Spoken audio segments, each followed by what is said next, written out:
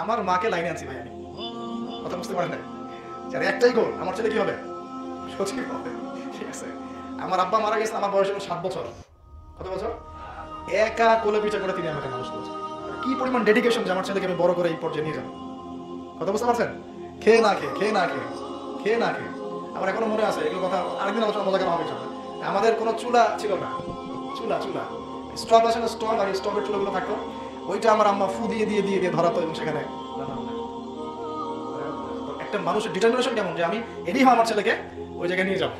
ঠিক আছে, আমি নিজে বারবার বুঝিয়ে বুঝিয়ে মানে বুঝিয়ে বুঝিয়ে কখনো তর্ক হয়ে যেত না, আমি এটা এটা আমার দ্বারা হবে না, এটা আমার প্রতিভা না, আমাকে আব্বা যেখানে দিচ্ছিলেন সেই মাদ্রাসা আমাকে আবার ভর্তি করা, ইত্যাদি ইত্যাদি করতে করতে করতে করতে আলহামদুলিল্লাহ দুই দিকে পড়া সৌভাগ্য হলো আলহামদুলিল্লাহ শেষ পর্যন্ত। তবে আমি এখনো তালেবে, আমি মোটেই এখনো কোনো স্কলার বা আলেম বা শাইখ হয়ে যাই না। আমি আপনাকে বলছি এইভাবে আমাকে নিয়ে আইবাস করবেন না বা কোনো প্রকার ফখর করবেন না, আর আমাকে নিয়ে উচ্চ উচ্চ প্রশংসা আমাকে ভাসাবেন না। মিনিমাম আমার ধারণা আমাকে আরো মিনিমাম 4 থেকে 5 বছর আরো গভীর মতো আলাদা করতে হবে, তারপরে আপনাদেরকে আমি আরো ভালো কিছু দিতে পারবো। ঠিক আছে, তো এই জন্য আমরা কখনো এইভাবে ইলমের ফিকের ফখর করবো না। তো আমি বলতে চাচ্ছিলাম যে আমার মায়ের মতো মানুষকে আমি লাইনে আনছি। এখন বিভিন্ন প্রোগ্রাম অনেক সময় এখানে ওখানে হয়, তো জাস্ট ফোনে কথা হয়, দেখা যায় যে ব্যস্ততার কারণে কখনো দেখা হয় না, 1 মাস দেখাই হয়নি, বা আমার বাচ্চার সাথে আমার দেখা নেই 7 দিন 10 দিন, এমনও হয়েছে না 1 মাস দেখা নেই। তো জাস্ট ফোন করে যে প্রাউড অফ ইউ, খালি বলে মাশাআল্লাহ প্রাউড অফ ইউ, এতটুকু বলে। তো বললাম এখন আমি বলি কি বিশেষটা দিব আবার? ঠিক আছে, তো এত খারাপ ছিলাম স্টুডেন্ট যে বিশেষ দিতে পারতাম না, কিন্তু এখানে তো প্রতিবার মূল্যায়ন নাই, প্রতিবার কোনো মূল্যায়ন আছে? আর আমি বিশেষ ক্যাডার হয়ে এমন একজনকে কেন স্যালুট করবো যে ব্যক্তি একজন দুর্নীতিবাজ, একজন মেজর, কর্নেল, আর্মি অফিসার, বড় বড় যারা প্রতিভাবান মানুষ, এরা এমন মানুষকে স্যালুট করে যারা ওর জুতো ওঠানোর যোগ্য না। তাহলে এই গায়ের অধীনতার পরিচয় আমরা কেন দিব? তো এইসব আমরা ডিজাইন লেটার দিয়ে চলে আসবো, দরকারই নেই।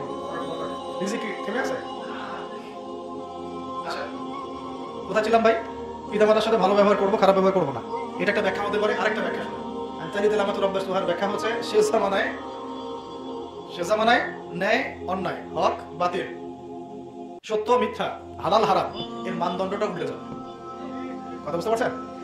একটু ধৈর্য ধরেন, জাস্ট 5 মিনিট। শেষ জামানায় হক বাতিল, সত্য মিথ্যা, ন্যায় অন্যায়, হালাল হারামের মানদণ্ড উল্টে যাবে। আনতারিদাল আমাতু রাব্বাতুহা, দাসী মনিবকে জন্ম দেওয়া মানে হচ্ছে পুরো ব্যাপারটাই উল্টে যাবে। এখন কি সেটা আসে নাই?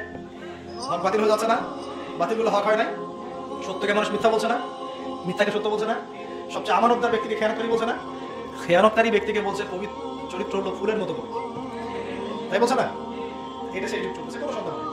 এটা হলো একটা আলামত কিয়ামতের। তার মানে কিয়ামতের আগে যে সমাজ সভ্যতা বিশ্বটা থাকবে এর মধ্যে পুরো উল্টা পাল্টা জিনিস হবে। তাহলে দিলাম তো রমজান জাস্ট এটা চলতেছে। 2 কিয়ামতের দ্বিতীয় আলামত নবীজি বলেছেন এই হাদিসে, আনতারাল, ঢাকাবাসী শুনেন, আনতারাল হুফাতা উরাতাল আলাতা লিয়াশাই ইয়াতাতাওয়ালুনা ফিল বুনিয়ান। নবীজি বলছেন শেষ কিয়ামতের সাইন হচ্ছে খালি পায়ের, মানে পায়ে স্যান্ডেল পরার যোগ্যতা ছিল না, খালি গায়ের মানে গায়ে কাপড় পরা টাকা ছিল না, রিয়াশাই মানে ছাগল চড়ায় যারা, রাখাল টাইপের মানুষ, নগ্ন পদের মানুষ, নগ্ন দেহের মানুষ, এইরকম যারা মানুষ তারা ইয়াতাতাওয়ালুনা ফিল বুনিয়ান, উঁচু উঁচু বিল্ডিং নির্মাণের কম্পিটিশন করবে, প্রতিযোগিতা করবে। কিছু বুঝাইতে হবে, ব্যাখ্যা করতে হবে।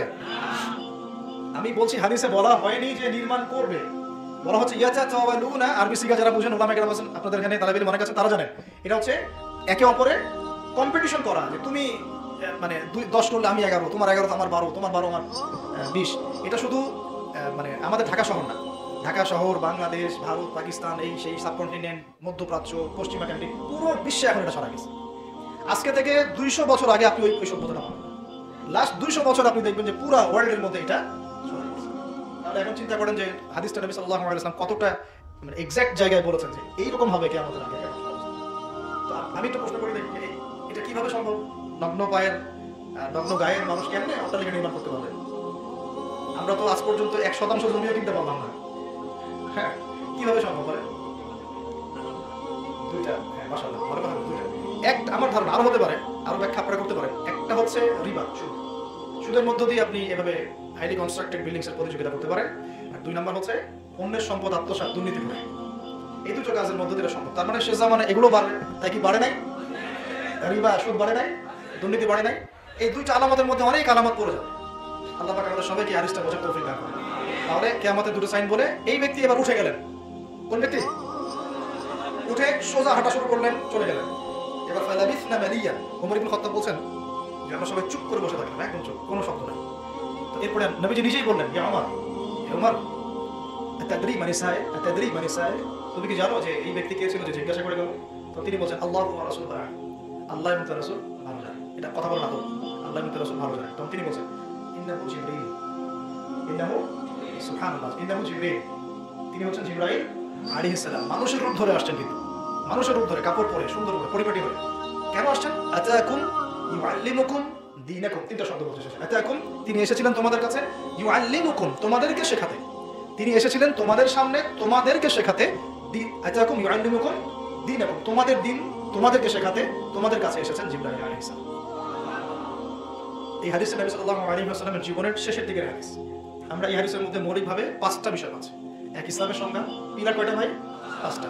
2 নাম্বার পেয়েছি ঈমানের সংজ্ঞা, পিলার কয়টা? ওখান থেকে আমরা মুরজিয়া খারিজি দুটাই বুঝেছি। মুরজিয়া খারিজি দুটাই বুঝেছি।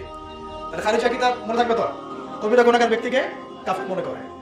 আর যদি কেউ মানে স্বৈরাচারী শাসকের সামনে দাঁড়িয়ে সত্য কথা বলে, আচ্ছা।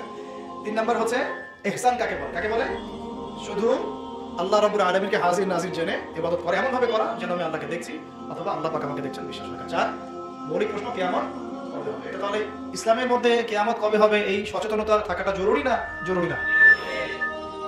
নবী যখন বলেছেন সাল্লাল্লাহু আলাইহি ওয়াসাল্লাম আমি জানি না, তিনি কি প্রশ্ন থামিয়ে দিয়েছেন? আবার প্রশ্ন করেছেন, আলামত বলেন দাও। কয়টা আলামত বলা হচ্ছে এখানে? দুটা বলেন দেখি কি কি? দাসী মরিবকে জন্ম দিবে। আর